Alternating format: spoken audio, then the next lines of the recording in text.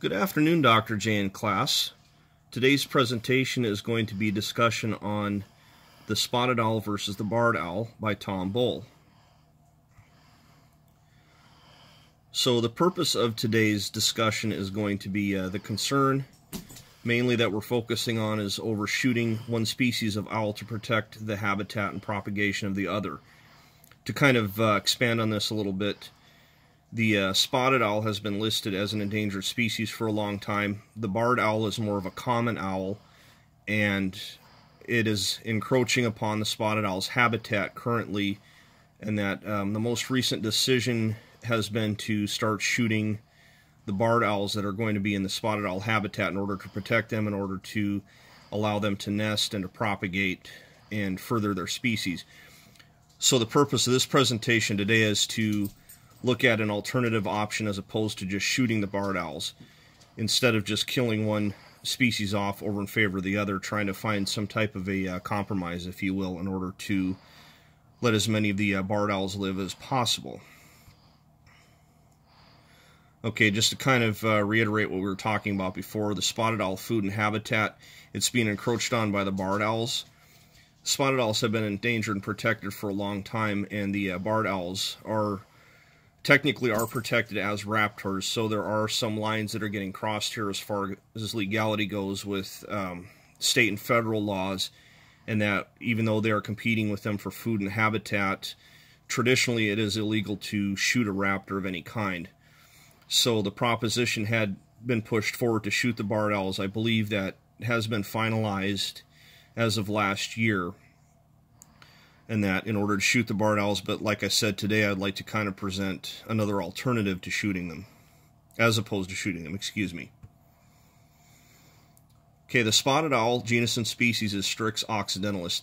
Their range is basically limited to the Pacific Northwest. That's going to be areas of Washington State, Oregon, and Northern California. Their habitat, primarily where they live, it's not the same as the range. Their habitat is they live in old-growth forests.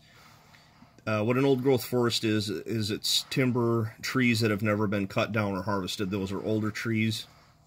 That's where the spotted owls are mainly found. Their food source is primarily going to be rodents, for the most part, like your flying squirrels, your wood rats, mice, and so forth. They'll also eat other birds, though, and insects and reptiles, so they do have a varied diet.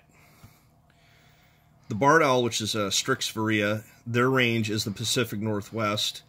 However, it is not limited to that. They are also found in several of the Canadian provinces. In fact, on some of the maps, they make kind of a belt, and they carry over into the eastern part of the United States. Also, there is a portion of Mexico as well where they can be found. Now, the habitat with them with the barred owls, is much different than the spotted owls, because they're not just limited to the Pacific Northwest, as I said, and that their habitat is mainly in forests. That can be old-growth forests, that can be a secondary forest where basically timber has been harvested, the trees have been replanted. So they can live in a wider variety and range. Their food is almost identical to the spotted owls. There has been mention in the research that they will take birds that are going to bird feeders, but there and again, that just says that barred owls live closer to man as opposed to spotted owls, which are found more back in the deep timber. So going off of that knowledge that we have, that we've been introducing here in this presentation, is if the barred owls have a much wider range that they can encompass than a spotted owl, instead of shooting them in order to propagate the species, which I feel is our responsibility to both species, is having falconers that are licensed to go in and start taking the barred owls out of that range where the spotted owls are and relocating them.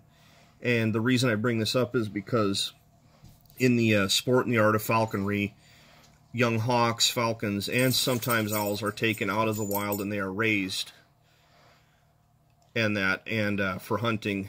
Where I think the emphasis should be on the trapping too would be capturing the female barred owls, and that as they are the egg producers, the egg layers, they would in a sense produce more babies, if you will, and therefore put more barred owls into that environment that the spotted owls are found in. So To me, that seems like that would be a much better alternative than to shooting the barn owls. So this would be one proposition that I would have, getting your licensed falconers to take on this task. And with that, I'm just going to present with you some of the references that we use with this. Have these up here so you can see these. Okay, and that's going to conclude the presentation today. I would like to thank you all very much for your time.